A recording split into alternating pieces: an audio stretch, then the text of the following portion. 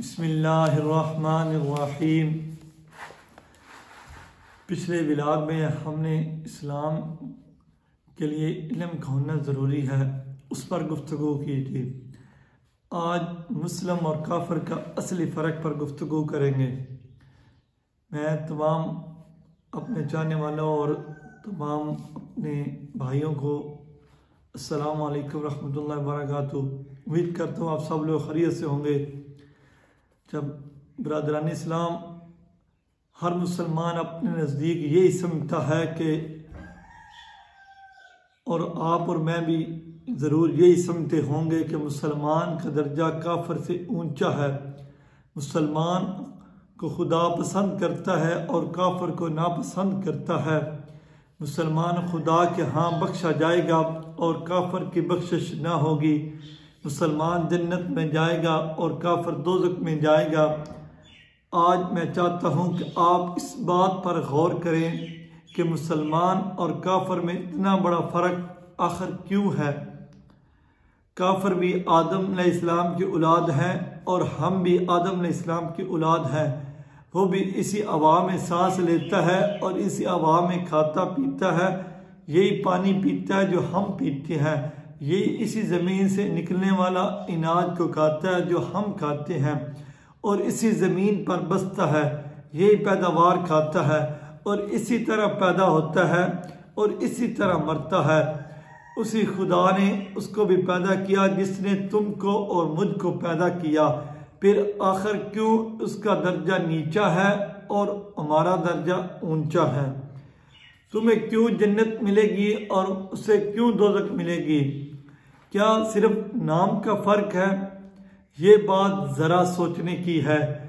आदमी और आदमी में इतना बड़ा फ़र्क सिर्फ इतनी सी बात है से तो नहीं हो सकता कि तुम अब्दुल्ला हो और अब्दुर्रहमान हो और ऐसे ही दूसरे नामों से पुकारे जाते हो और वो दीन दयाल और करतार सिंह और रॉबर्ट सिंह जैसे नामों से पुकारा जाता है। या तुम खतना कराते हो और वो नहीं कराता, या तुम गोश्त खाते हो और वो नहीं खाता। अल्लाह ताला ने जिसने सब इंसानों को पैदा किया और जो सब का परवरदिगार है, ऐसा जुल्म तो कभी नहीं कर सकता कि एक को जन्नत दे और दूसरे को दोज़ख दे। लेकिन इसका असली फ़र्क और है। ऐसी छोटी छोटी बातों पर अपनी मखलूक़ात में फ़र्क करे और एक बंदे को जन्नत में भेजे और दूसरे को दोज़ख में पहुंचा दे। बरादरान इस्लाम, मेरे अजीज़ साथियों, असली फ़र्क तो इस्लाम और कुफर का है। तो हर इंसान हज़रत आदम अलैहिस्सलाम की औलाद है, लेकिन जो असली फ़र्क है वो है इस्लाम और कुफर का। जब ये बात नहीं है तो फिर गौर करो कि दोनों में असली फ़र्क क्या है। वो ये है कि दोनों में असली फ़र्क इस्लाम और कुफर की वजह से होता है। इस्लाम के मानी खुदा की फर्मा बरदारी है और कुफर के मानी खुदा की नाफरमानी है। मुसलमान और काफिर दोनों इंसान हैं, दोनों खुदा के बंदे हैं, मगर एक इंसान इसलिए अफजल हो जाता है कि वह अपने मालिक को पहचानता है, उसके हुक्म की अताअत करता है और उसकी नाफरमानी के इंजाम से डरता है। दूसरा इंसान इसलिए ऊंचे दर्जे से गिर जाता है कि वह अपने मालिक को नहीं पहचानता, उसकी फरमाबरदारी नहीं करता। इसी वजह से मुसलमान से खुदा खुश होता है और काफिर से नाराज हो जाता है। मुसलमान को जन्नत का वादा करता है और काफिर को कहता है कि दोज़ख में डालूंगा। फ़र्क की असल वजह इल्म और अमल है। इससे मालूम हुआ कि मुसलमान को काफिर से जुदा करने वाली सिर्फ दो चीज़ें हैं। एक इल्म है और दूसरी उस पर अमल करना। अगर इंसान इल्म सीख ले और दूसरा उस पर अमल न करे फिर भी वो जहालत नहीं है। इल्म और उस पर अमल करना बहुत ज़रूरी है। कि सबसे पहले तो ये जानना ज़रूरी है कि उसका असल मालिक कौन है और वो असल मालिक अल्लाह है और उसका अहकाम क्या है, उसकी मर्जी पर चलने का तरीका क्या है, किन कामों से वो खुश होता है और किन कामों से नाराज़ होता है। फिर जब ये बातें मालूम हो जाती हैं तो दूसरी बात यह है कि आदमी अपने आप को मालिक का गुलाम बना दे। जो अल्लाह की मर्जी है, जो मालिक की मर्जी है, उसी पर चले और अपनी मर्जी हो तो उसको छोड़ दे। अगर उसका दिल एक काम करने को चाहे और मालिक का हुक्म हो उसके खिलाफ हो तो अपने दिल की बात को नहीं मानेगा, बल्कि वो मालिक की बात को मानेगा। अगर एक काम उसको अच्छा मालूम होता हो और मालिक कहे कि वो बुरा है और मालिक की फिर वो बात मानेगा, उस अपने दिल के कहे हुए अच्छे काम को वो नहीं करेगा और उसे बुरा ही समझेगा। अगर दूसरा काम उसे बुरा मालूम हो मगर मालिक कहे कि वो अच्छा है तो उसे वो अच्छा ही समझेगा। अगर एक काम में उसे नुकसान नजर आता हो और मालिक का हुक्म हो कि उसे किया जाए, चाहे उसमें जान और माल में का कितना ही नुकसान क्यों ना हो, तो वो उसको जरूर करेगा। अगर दूसरे काम में उसका फायदा ही क्यों ना हो और उसको हमेशा अपना फायदा नजर आ रहा हो, लेकिन अल्लाह का हुक्म या मालिक का हुक्म हो कि उससे ना किया जाए, हाँ दुनिया भर की दौलत उसके कदमों में डाली जाए और दुनिया भर की दौलत उसका काम में क्यों ना मिलती हो, तो वो उस काम को हरगिज नहीं करेगा।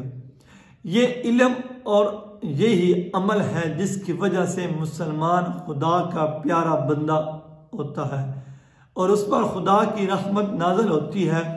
खुदा उसको इज्जत अता करता है। काफिर ये इल्म नहीं रखता। बरादरान इस्लाम, मेरे अजीज हम साथियों, ये बड़े ही गौर व फिक्र वाली बात है कि इंसान इल्म ज़रूर हासिल करता है, अगर उस पर अमल भी ना करे फिर भी अल्लाह को वो पहचान नहीं सकता असली मायनों में। और काफिर ये इल्म नहीं रखता और इल्म ना होने की वजह से उस पर वो अमल भी नहीं करता, इसलिए वो खुदा का जाहिल और नाफरमान बंदा होता है। खुदा उसको अपनी रहमत से महरूम कर देता है। अब खुद ही इंसाफ से काम ले कर सोचो कि जो शख्स अपने आप को मुसलमान कहता हो और मगर वैसा ही जाहिल हो जैसा एक काफिर है और वैसे ही नाफरमान हो जैसा एक काफिर होता है, माज नाम और लिबास और दिखाने और खाने पीने के फर्क की वजह से वो काफिर के मुकाबले में किस तरह अफजल हो सकता है और किस बना पर वो दुनिया और आखिरत में खुदा की रहमत का हकदार हो सकता है। इस्लाम किसी नस्ल या ख़ानदान या बरादरी का नाम नहीं है कि बाप से बेटे को और बेटे से पोते को आप मिल जाए। यहाँ ये बात नहीं है और इसी बात को सोचना चाहिए कि एक बरहमन का लड़का चाहे कैसा ही जाहिल और कैसे बुरे काम करे मगर वो ऊंचा ही होगा, क्योंकि वो बरहमन के घर में पैदा होता है और ऊंची ज़ात का है। और शूदर और चमार का लड़का चाहे इल्म और अमल के लिहाज से हर तरह से बढ़कर हो मगर वो नीचा ही रहेगा, क्योंकि चमार के घर पैदा होता है और कमीन है। यहाँ तो खुदा ने अपनी किताब में साफ साफ फरमा दिया, इन्ना अकरमकुम इंदल्लाहि अत्काकुम। सूरत हुजरात की ये आयत है। तो यानी जो खुदा को ज्यादा पहचानता है और उसका ज्यादा फर्मा बरदारी करता है वही खुदा के नजदीक ज्यादा इज्जत वाला है। हजरत इब्राहिम अलैहिस्सलाम एक बुत परस्त के घर में पैदा हुए। हजरत इब्राहिम अलैहिस्सलाम का बाप एक बुत परस्त था मगर उन्होंने खुदा को पहचाना और उसकी फर्मा बरदारी की, इसलिए खुदा ने उनको सारी दुनिया का इमाम बना दिया। हजरत नूह अलैहिस्सलाम का लड़का एक पैगंबर के घर में पैदा हुआ। आपका बेटा आपके घर में पैदा हुआ। हजरत नूह अलैहिस्सलाम अल्लाह के प्यारे पैगंबर हैं मगर उसने खुदा को नहीं पहचाना, उसकी नाफरमानी की, इसलिए खुदा ने उसके खानदान की कुछ परवाह न की। अब यहाँ बात सोचने की ये है कि अल्लाह ताला ने अपने पैगंबर के घर में पैदा किया हुआ उसका बेटा और वो अल्लाह का नाफरमान था, अल्लाह ने उसकी परवाह न की और उसको गर्क कर दिया। और उसे ऐसा अदाब दिया जिस पर दुनिया इबरत का निशान देखती है और इबरत जिससे हासिल करती है। बस खूब अच्छी तरह समझ लो कि खुदा के नज़दीक इंसान और इंसान में जो कुछ भी फ़र्क है वो इल्म और अमल के लिहाज से है।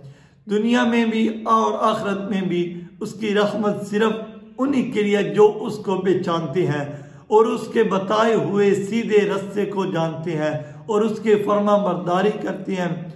जिन लोगों में ये सिफ्त नहीं है उनके नाम खा अब्दुल्ला हो और अब्दुर्रहमान हो या दीन दयाल हो या करतार सिंह हो, खुदा के नज़दीक इन दोनों में कोई फ़र्क नहीं और उनको उसकी रहमत से कोई हक नहीं पहुँचता। बरादरान इस्लाम, हमें इस बात पर गौर व फिक्र करना चाहिए कि हमें अल्लाह ताला के अहकामात की पैरवी करनी चाहिए और नबी मेहरबान मोहम्मद रसूलुल्लाह सल्लल्लाहु अलैहि वसल्लम का हक सच का उम्मती बनना चाहिए और आप वसल्लम के अहकामात की पैरवी करनी चाहिए। अल्लाह ताला हम सब को इस पर अमल करने की तौफीक अता फरमाए। इसी के साथ इजाज़त चाहूँगा। अल्लाह हाफिज़।